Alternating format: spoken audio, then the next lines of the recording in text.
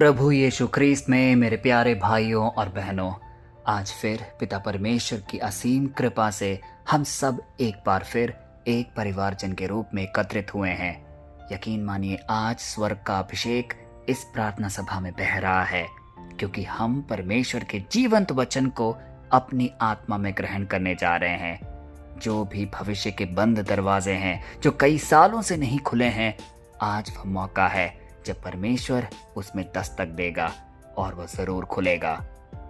अक्सर हम अपने जीवन में अलग अलग प्रकार की मेहनत करते हैं, अपने अपने स्तर में, अपने अपने दम पर, लेकिन कब वह मेहनत सफलता में बदलती है? चाहे हम कितनी भी कोशिशें करें, कई बार हमारी मेहनत असफल रह जाती है, क्योंकि उसमें परमेश्वर का दखल नहीं होता। लेकिन आज वचन हमें बड़ी खूबसूरती से बता रहा है कि जब हमारे मेहनत में परमेश्वर की रजामंदी होती है, उसकी उपस्थिति होती है, तब वह जरूर सफल होता है। तो आइए आज का वचन का अध्ययन करें, जो कि लिया गया है नीति वचन के पुस्तक से, अध्याय 16 पद संख्या 3, और वह यह कह रही है, अपने कामों को यहोवा पर डाल दे, इससे तेरी कल्पनाएं सिद्ध होंगी। इसे दोबारा पढ़ें, अपने कामों को यहोवा पर डाल दे, इससे तेरी कल्पनाएं सिद्ध होंगी। याद करिए, कल जो हमने वचन का अध्ययन किया था, 1 पतरस अध्याय 5 पद संख्या 7, उसमें क्या लिखा था? अपनी चिंताओं को उस पे डाल दो, क्योंकि उसे तुम्हारा ध्यान है। और आज वचन कह रहा है, अपने कामों को यहोवा पर डाल दो। इन 2 अध्यायों का साफ साफ तात्पर्य यह है कि हमारे अंदर एक समर्पण की भाव हमें जगानी होगी, क्योंकि हमारा सृष्टिकर्ता, हमारा प्यारा परमेश्वर हमारे लिए इंतजार कर रहा है कि हम अपनी चिंताओं को, अपनी कामों को उस पर डाल दे। अब मूल इब्रानी भाषा में डाल देने का अर्थ है लुढ़का देना। या कुछ ऐसा समझिए कि कोई व्यक्ति एक भारी सा पत्थर को खुद उठाने की जद्दोजहद कर रहा है, लेकिन उसी समय उसके दिमाग में एक उपाय सूझता है और वह किसी ढलान पर उसी भारी पत्थर को लुढ़का देता है। इसका मतलब कि अब वह अपनी योजनाएं, अपनी मेहनत, पूरा भार अपने ऊपर नहीं रख रहा, अपनी बुद्धि के सामर्थ्य पर नहीं टिका हुआ है, बल्कि उसने उन सबको हटाकर परमेश्वर को एक अहम स्थान दिया है, उनके कंधों पर स्थानांतरित किया है, और तब उसे सफलता मिलती है, तब उसका काम आसान होता है। प्यारे भाई और बहनों, जब जब हम अपने काम यहोवा पर डालते हैं, तो आप उसे अपने जीवन का CEO यानी मुख्य अधिकारी घोषित करते हैं। यह आपकी इच्छा को उसकी इच्छा के साथ जोड़ने का काम करती है, और फिर हमें सफलता मिलती है। वचन जब कहता है कल्पनाओं की सिद्धि परमेश्वर से होगी, अब सोचिए, कई विचार हमारे मन और मस्तिष्क में बार बार आते रहते हैं। वह सब कल्पनाएं हैं। हो सकता है हमारी मेहनत एक कल्पना की रूप ले रही हो, लेकिन उसे कार्यान्वित तभी हम कर पाएंगे, उसे सफल तभी हम बना पाएंगे जब हम उसे यहोवा के चरणों में डाल देंगे। यहाँ पे रहस्य यह है कि जब आप अपना कार्य उसे सौंप देते हैं, तो वह आपकी सोच को शुद्ध करता है, किसी भी प्रकार की नेगेटिविटी को दूर करता है। अब आपकी योजनाएं इसलिए सफल होती है क्योंकि वे अब सिर्फ आपकी ही नहीं, बल्कि परमेश्वर की योजनाएं बन चुकी होती है। आज दुनिया में गौर फरमाइए, वह हमें क्या सिखाती है? अपनी किस्मत खुद बनाओ, या इतनी मेहनत करो कि सफल हो जाओ। लेकिन आज का वचन यह हमसे कह रहा है कि सिर्फ मेहनत काफी नहीं है, परमेश्वर की उपस्थिति अनिवार्य है।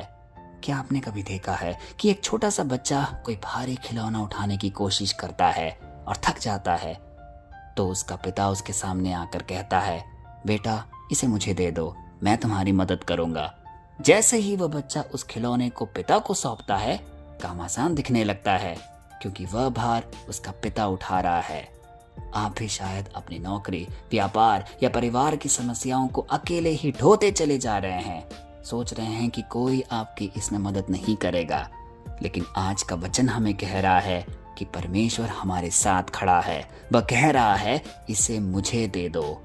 जब आप अपने प्रयासों को परमेश्वर के साथ मिलाते हैं, तो अनेकों अनेक फल उत्पन्न होते हैं, तो आपकी उम्मीद उपलब्धि में बदल जाती है। प्यारे भाई और बहनों, कितने सुंदर तरीके से हम बाइबल में भी इसका उदाहरण देखते हैं। नूह के जहाज को देखिए। नूह ने जहाज बनाने का काम यहोवा पर डाल दिया। उसने वही किया जो परमेश्वर ने उसे कहा, और इसका परिणाम उसकी कल्पना से परे एक अद्भुत तरीके से वह और उसका परिवार महाप्रलय से बच गया। परमेश्वर ने उसकी योजना को सिद्ध किया, उसे आशीर्वाद दिया। इसीलिए मेरे प्यारे भाई और बहनों, हर वह व्यक्ति जो आज इस प्रार्थना को सुन रहा है, इस सभा में उपस्थित है, कई बार हम अपने मन और मस्तिष्क में कई ऐसे बोझ रखते हैं जो हम अकेले ही ढोते हुए जा रहे हैं। परिवार का बोझ, अपने काम का बोझ, जिम्मेदारियों का बोझ। लेकिन आज अपने आप को थोड़ा हल्का करिए, सब कुछ परमेश्वर पर डाल दीजिए, क्योंकि यह हम और आप नहीं बल्कि परमेश्वर का जीवंत वचन कह रहा है कि सब कुछ मुझे दे दो, क्योंकि वही है जो हमारी सफलताओं को सिद्ध करता है, जो हमारी परिश्रम मेहनत को एक दिशा दिखाता है। तो आइए आज के वचन को ग्रहण करके पिता परमेश्वर के सामने अपने दिल को खोलें, वह सारी बातें रखें जो हमारे हृदय में कहीं ना कहीं व्याप्त है। हो सकता है कई बार सबके सामने हम ना कह पाते हो, लेकिन आज ये प्रार्थना सभा एक सुंदर अवसर है जब हम अपनी आंखें बंद करके अपने पिता परमेश्वर से सब कुछ कह दे, जो भी हम उनसे चाहते हैं, जो भी हमारे निवेदन है। आइए ये प्रार्थना बोले। हे सर्वशक्तिमान पिता, आज हम तेरे इस अद्भुत वादे के लिए तुझे धन्यवाद देते हैं। हे प्रभु, आज इस प्रार्थना सभा में जो कोई भी अपने भविष्य को लेकर चिंतित है, जिसकी योजनाएं बार बार विफल हो रही है, उनके लिए हम प्रार्थना करते हैं। आज हम अपनी सारी मेहनत, अपने सपने, अपनी उलझनों को तेरे पावन चरणों में लुढ़का देते हैं। हे पिता, तू हमारी सोच को अपनी इच्छा के अनुसार बना दे, हमारे हाथों के कामों पर अपनी आशीष दे, ताकि दुनिया देख सके कि तू हमारे साथ है।